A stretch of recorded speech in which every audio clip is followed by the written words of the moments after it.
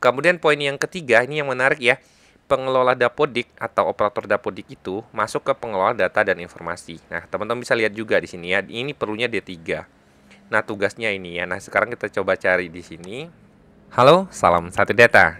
Malam ini Mimin kembali akan membahas terkait JASN tahun 2024. Nah, malam ini Mimin membahas masih tentang Kemenpan nomor 11 tahun 2024, yaitu terkait jabatan pelaksana aparatur sipil negara di lingkungan instansi pemerintah. Ini karena banyak yang request kepada Mimin ya. Nah, di sini Mimin akan membahas beberapa jabatan pelaksana yang bisa diusulkan dalam kebutuhan ASN 2024 sesuai dengan Kemenpan RB nomor 11 tahun 2024 yang ini. Nah, tapi ini adalah khusus bagi teman-teman yang bekerja pada instansi sekolah ya. Jadi karena banyak yang bertanya kepada Mimin, Min, kami ini operator Dapodik, kami ini TU, apakah bisa untuk formasi di tahun 2024. Nah, ini ada beberapa penyesuaian formasi. Yang formasi teman-teman tuh mungkin salah satunya bisa diusulkan menurut Kemenpan nomor 11 tahun 2024 ini ya. Nah, ini Mimin bahas dari yang pertama. Yang pertama ini adalah bendahara. Bendahara itu bisa masuk ke penelaah teknis kebijakan ya. Nah, di sini ada kualifikasi pendidikan, kemudian ada tugas jabatan. Nah, teman-teman bisa cari di sini. Misalnya penelaah teknis ya, penelaah teknis. Nah, ini ya. Nah, di sini ada jabatan penelaah teknis yang poin 1 ini. Nah, ini sama ya. Nah, ini dia. Dapat diisi oleh PNS dan P3K. Jadi, bendahara teman-teman bisa masuk ke sini. Kemudian, pengelola BMD. BMD itu adalah barang milik daerah. Biasanya ini adalah pengelola aset ya. Jadi, kalau di instansi teman-teman ada yang namanya pengelola aset, itu masuknya di sini. Nah, dia nama jabatannya adalah pengelola data dan informasi. Ini minimal pendidikannya adalah D3 ya.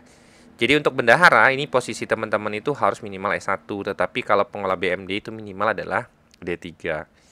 Kemudian poin yang ketiga, ini yang menarik ya.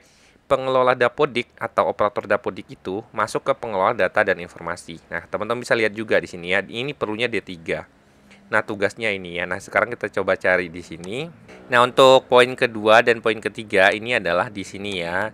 Pengolah data dan informasi ini minimal adalah D3 gitu ya. Ini juga masuk. Ini juga dapat diisi oleh teman-teman P3K dan PNS ya. Jadi memang ini bisa. Kemudian pengadministrasi kesiswaan ini bisa masuknya ke pengadministrasi perkantoran. Dari sini ijazahnya itu adalah SLTA sederajat. Nah, ini kemudian ada tugas jabatannya ya. Mimin tidak bahas, teman-teman silahkan baca. Kemudian ada pengadministrasi kurikulum, ini sama jabatan fungsional, jabatan pelaksananya ini ya. Jadi teman-teman bisa lihat, ini adalah jabatan pelaksananya. Kemudian pengadministrasi PTK, kemudian pengadministrasi persuratan dan kearsipan ya di teman-teman TU. Kemudian pengadministrasi Sarpras ya, ini juga di teman-teman TU. Nah, itu dengan minimal ijazah yang sama yaitu jadi teman-teman untuk SLTA sederajat ya. Jadi kalau teman-teman lihat, ini adalah jabatan pelaksana yang bisa masuk ke ranah teman-teman diusulkannya formasi dari teman-teman sekolah ya, TU. Kemudian di sini juga ada untuk yang namanya pengelola laboratorium. Nah, pengelola laboratorium itu ini dimintanya adalah minimal D3 ya.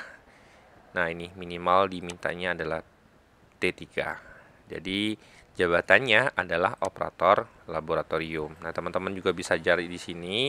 Teman-teman cari operator laboratorium. Nah, di sini ya. Jadi di sini teman-teman akan temukan di jabatannya adalah ini.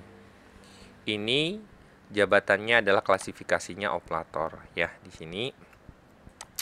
Kemudian yang berikutnya adalah teknisi laboratorium ya. Teknisi laboratorium itu dengan jenjang ijazah itu adalah S1 atau setara dengan D4. Jadi ini adalah minimal klasifikasi pendidikannya ya. Teman-teman silakan cari di sini teknisi laboratorium. Nah, teman-teman silakan cari, ketikkan saja laboratorium, nanti muncul ya di sini adalah teknisi laboratorium. Nah, ini minimalnya sama ya. Ini dia. Kemudian berikutnya adalah pengelola perpustakaan ya. Ini bagi teman-teman yang bekerja di perpustakaan. Nah, di sini ada pengelola layanan operasional. Di sini perlunya adalah D3 bidang yang relevan dengan tugas jabatan. Nah, ini D3. Kemudian berikutnya adalah di sini di poin 12 itu adalah satpam penjaga sekolah, itu bisa operator layanan operasional ya, ini jenjang STL sederajat. Kemudian ada kemungkinan untuk di poin ini ya, cleaning service, tukang kebun dan pramutaman ya. Ini juga di pengelola umum operasional, bisanya dimasukkan di sini gitu ya. Sama-sama di pengelola umum operasional, ini di jenjang SLTA sederajat. Kemudian cleaning service ini di pengelola umum operasional di SD sederajat dan SMP sederajat minimal ya. Jadi ini bisa mengakomodir bagi teman-teman yang mungkin saat ini ijazahnya masih di jenjang SD maupun SMP. Nah, ini adalah beberapa contoh jabatan pelaksana yang dapat diisi sesuai dengan Kemenpan nomor 11 tahun 2024 bagi teman-teman yang saat ini bekerja di sekolah, terutama bagi teman-teman yang sebagai tendik ya, atau teman-teman yang tata usaha. Nah, ini adalah beberapa contoh ya, mungkin setiap daerah berbeda-beda gitu ya, tapi kurang lebih ini bisa jadi dasar kalau teman-teman itu dimasukkan ke jabatan pelaksana, masuknya ke kategori yang satu mana gitu ya. Nah, dari sini teman-teman bisa tahu jabatan pelaksana teman-teman sesuai Kemenpan itu yang poin yang mana. Kemudian ijazah teman-teman itu harusnya seperti apa minimalnya ya. Misal teman-teman itu saat ini pengelola Dapodik, bisa masuknya di bagian ini dengan jenjang minimal berarti harus D3 gitu ya. Nah, atau misalnya teman-teman saat ini adalah di perpustakaan ya, pengelola perpus, berarti sama teman-teman perlu minimal D3. Tapi berbeda sama teman-teman yang mungkin pengadministrasi umum di sini ya, perkantoran gitu ya. Staf TU yang di bagian data kurikulum, data PTK, surat-surat arsip ya, surat masuk, surat keluar, ini cukup perlu dengan ijazah SLTA. Nah, seperti yang teman-teman lihat, tahun 2024 yang ini adalah file yang dipaparkan oleh Prof. Nunu ya. Beliau mengatakan bahwa kebutuhan formasi P3K guru dan tendik tahun 2024, di mana untuk teman-teman nama jabatan yang tendik ini masuknya nanti di P3K teknis ya. Jadi bagi teman-teman TU itu nanti masuknya ke kategori P3K teknis. Di mana untuk P3K teknis tahun 2024 ini Dijen GTK itu mengusulkan ya, yaitu selain itu terdapat kebutuhan pemenuhan tendik lainnya sebanyak 82.717 formasi gitu ya, atau kebutuhan. Jadi untuk tahun 2024 ini Dijen GTK itu menambah yang biasanya P3K-nya itu hanya untuk teman-teman P3K guru sebelumnya ya. Di 2021, 2022 dan 2023 itu hanya untuk khusus P3K guru. Tahun 2024 ini Prof. Nunu sendiri sudah menyampaikan bahwa teman-teman Menpan RB itu ya setelah menyetujui bahwa untuk TU itu masuknya ke P3K teknis ya, dan ini sudah disetujui dengan proyeksi kebutuhan. Ingat, ini adalah proyeksi kebutuhan ya. Kembali lagi masing-masing instansi daerah itu apakah membuka formasi sebanyak ini gitu ya, dalam artian usulan formasi jabatan pelaksana di sekolah itu apakah bisa diakomodir semua atau tidak gitu ya.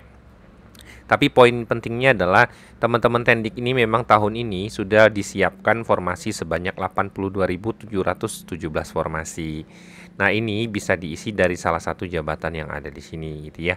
Jadi kalau teman-teman yang bertanya kepada Mimin untuk teman-teman tendik, nah kurang lebih untuk teman-teman tendik yang ada di sekolah tahun ini ada informasinya gitu ya, ada formasi yang akan dibuka sesuai dengan jabatan pelaksana yang telah disesuaikan di Kemenpan yang terbaru, yaitu Kemenpan nomor 11 tahun 2024.